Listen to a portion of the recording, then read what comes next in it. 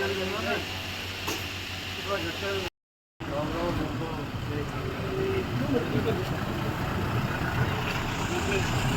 दोस्तों, इस समय हम लोग सेक्टर 8 में हैं और यहाँ पर आप देख सकते हैं स्वागत जो है यहाँ सेक्टर 8 के निवासी और उद्योगपति जो है 10 लाख मंत्री जिंदाबाद, आप देख सकते हैं मंत्री जिंदाबाद, आपको जो सीधे तस्वीरें दिखा रहे हैं जिंदाबाद,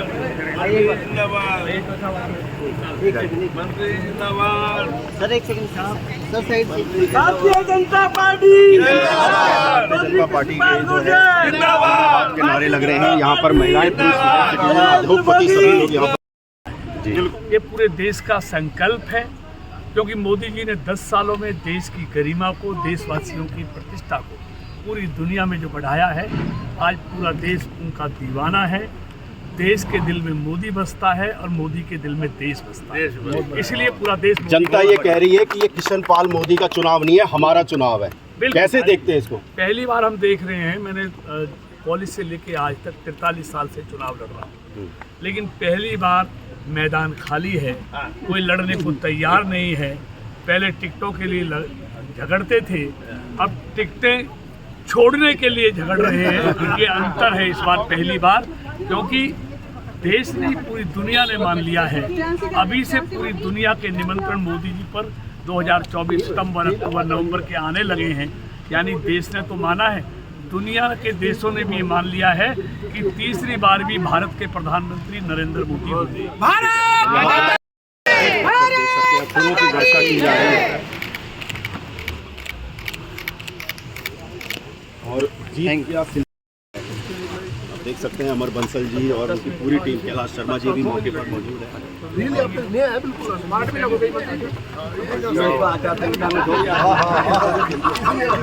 गेंदा के फूल से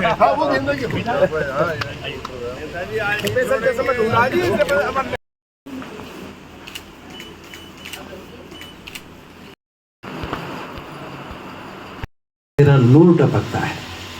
जी हाँ, माननीय कृष्णपाल जी गुर्जर फरीदाबाद ही नहीं, पूरे भारतवर्ष में एक जाना पहचाना नाम, और हमें गर्व होता है कि हमारी संसदीय क्षेत्र का वो प्रतिनिधित्व करते हैं।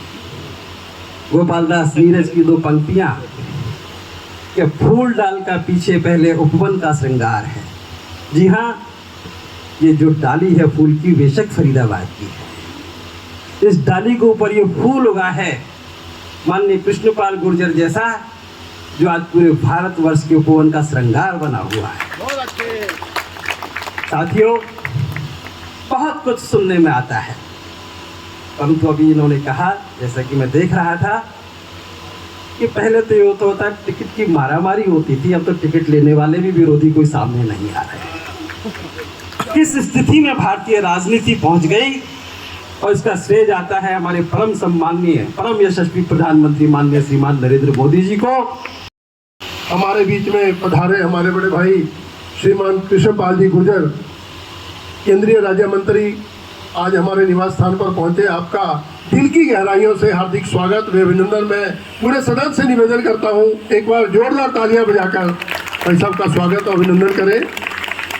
भाई कृष्णपाल जी 2014 में शायद 7वें नंबर पर रहे जी, आप 7वें नंबर पर रहे, और 2019 में 3रे नंबर पर। आपकी इच्छा देखिए ना, 3-3, 4-4 घटते जा रहे हैं। अब ये नंबर पहला नंबर आएगा। हम लोग तन मन धन से हमेशा आपके साथ रहे और अब भी आपके साथ रहेंगे। तो मैं सब पूरे सदन से निवेदन भी करता हूँ, अपने घर की, अपने भाई बंधुओं की, रिश्तेदारों की, जितने भी हमारी इस कंस्टिट्यूंसी में रहते हैं, किसी की वोट छूटनी नहीं चाहिए। कोई ये ना बोले कि शहर के मतदाता घर से नहीं निकलते, ये नेगेटिव क्वेश्चन नहीं आना चाहिए। पता लगना चाहिए शहर के लोगों की वोटें, और भी जो नीचे बस्ती वाले लोगों की वोटें, उनसे भी ज़्यादा वोटें आनी चाहिए। ये सबसे आश्वासन चाहते हैं। अगर एक बार सब लोग हाथ खड़ा करके बोलेंगे कि सब लोग वोट देने जाएंगे अपने परिवारों के साथ। जिंदाबाद जिंदाबाद। सर्वप्रथम मैं सम्मान की कड़ी में मैं यहाँ से शुरू करूँगा। योगेश बंसल जी, आप एक बार फूल माला पहना कर, अगर हाँ हाथ में देना, कोई दिक्कत, थोड़ी दिक्कत आएगी। भाई साहब से भी निवेदन, आइए, आते रहिए। डॉक्टर साहब एक बार स्वागत की कड़ी में आगे बढ़ते रहें। एक बार आप भी आते रहे। आप आपको ग्रुप को बुला रहा हूँ। बात है नहीं आइए, एक बार आइए, आओ ना जी। विजय गुप्ता जी आइए एक बार। युगल मित्तल जी,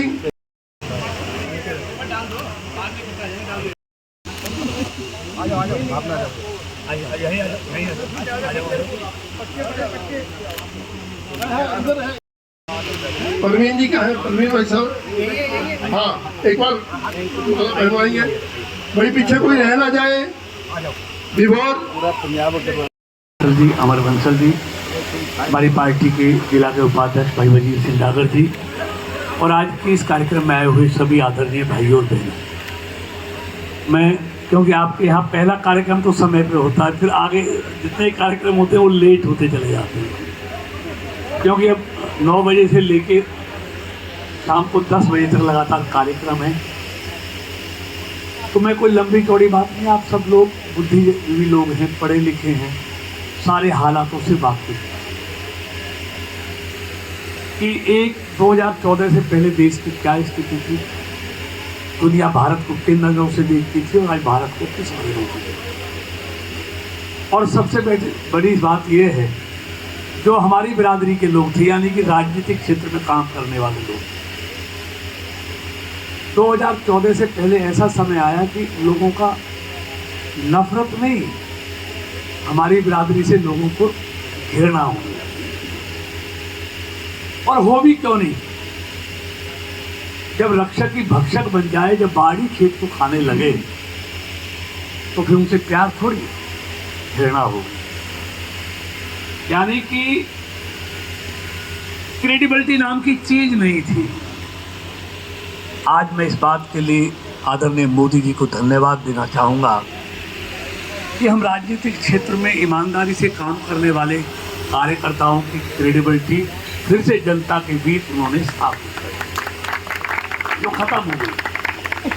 इसका श्रेय किसी को दें तो देश के प्रधानमंत्री नरेंद्र मोदी को।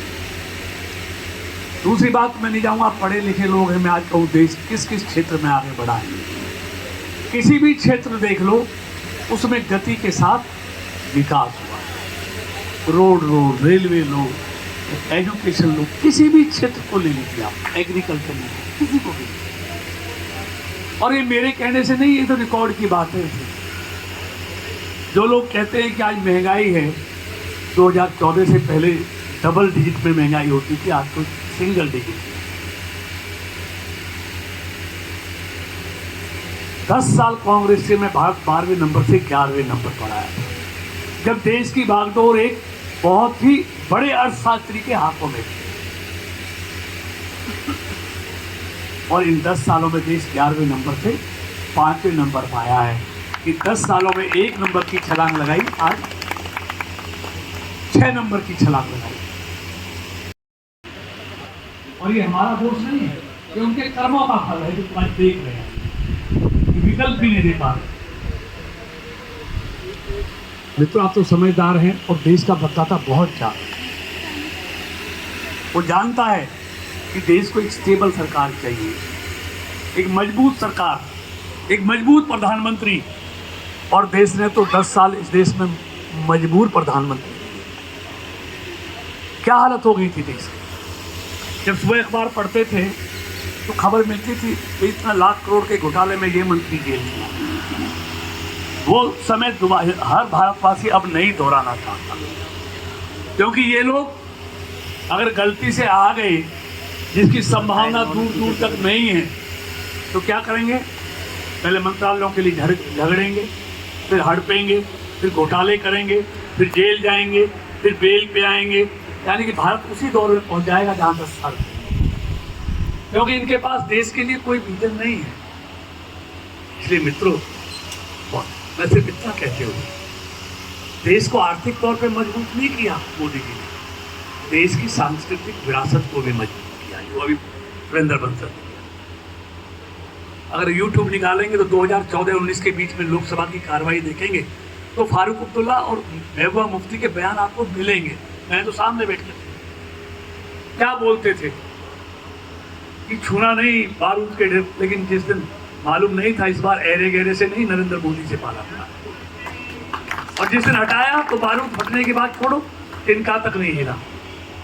कहते थे सुप्रीम कोर्ट का फैसला आएगा तो राम मंदिर इतनी आसानी से नहीं बनेगा, लेकिन राम मंदिर शांति से बना, भगवान राम लला वहाँ पर विराजमान, प्राण प्रतिष्ठा हुई मोदी जी के द्वारा। और देखिए ऐसा संत प्रधानमंत्री जो रामलला की प्राण प्रतिष्ठा के लिए जो नियम होते हैं, यम होते हैं, उनका पालन करते हुए 11 दिन तक नारियल पानी पर पीकर जमीन पर सोते हुए उनका पालन किया। योगेश जी 5 पार्टनर के साथ 5 बड़ी बड़ी गाड़ियां लेके आए। उधर विदुर भाई साहब बहुत बड़ा। जो अमर जी कह रहा, मैं एक शब्द में कह दूं, व्यापार के लिए इससे अच्छा समय कभी ना आया ना कभी आएगा जैसा समय आया। मैं पर्सनली अगर बताऊं 9 साल पहले हमने एक बड़ी गाड़ी लानी थी जस्ट इनोवा, वो भी हम किसी और के खाते में लेके आए। जीएसटी आया, सेल बढ़ गई, अब सोचा कि यार अब तो वॉल्वो गाड़ी लानी पड़ेगी, जीएसटी बढ़ गई है, सेल बढ़ गई, ग्रोथ हुई। अब लेटेस्ट जो 45 डेज का MSME का आया है, सब लोग सोच रहे थे शायद ये खत्म हो जाएगा, लेकिन 3 दिन से पेमेंट देने वालों की और लेने वालों की भी झड़ी लगी पड़ी है। और इतना बढ़िया कानून बनाई है, इतना बढ़िया, मजा आ गया। अगर ये कैंसिल नहीं होना चाहिए बस MSME वाला 45 डेज। जो मोदी जी ने तय कर दिया वो वापिस तो कभी होता नहीं। और देखिए अब देश में व्यापार वही कर पाएगा जिसके पास 1 नंबर का पैसा होगा। जी गुप्ता जी। भाई मेरा कुछ ज़्यादा कहना नहीं है। मंत्री जी स्मृति पार्क में आए, जब मैंने ये कही चिंता मत करो, फिर वही दिल लाया हूँ। आज ये कह रहा हूँ हम दिल दे चुके सनम। लोकसभा क्षेत्र के निवासियों का असीम प्यार और दुआएं और आशीर्वाद इसमें समाई हुई है। हम